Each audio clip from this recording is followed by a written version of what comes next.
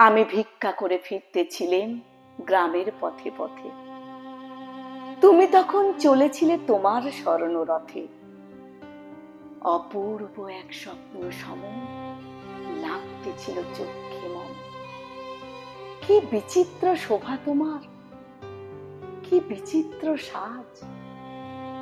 আমি মনে ভাবতেছিলেম হে কোন মহারাজ। আজি শুভক্ষণে রাত পোহালে ভেবেছিলেন তবে আজ আমারে দাঁড়ে দাঁড়ে ফিরতে নাহি হবে। বাহির হতে নাহি হতে কাহার দেখা পেলেন পথে।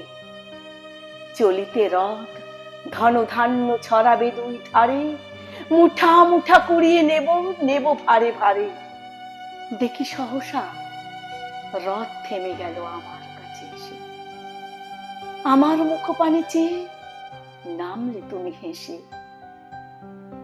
দেখে মুখের প্রসন্নতা জুড়িয়ে গেল সকল ব্যথা। হেনকালে কিসের লাগি তুমি অকস্মাৎ আমায় কিছু দাও গো বলে বাড়িয়ে দিলে হাত। মরি একই কথা রাজাধিরাজ, আমায় দাও গো কিছু। শুনে ক্ষণকালের তরে রহিল মাথা নিচু।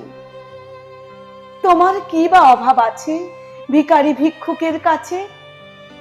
এ কেবল কৌতুকের বসে আমায় প্রবঞ্চনা। ঝুলি হতে দিলেন তুলে একটি ছোট কণা।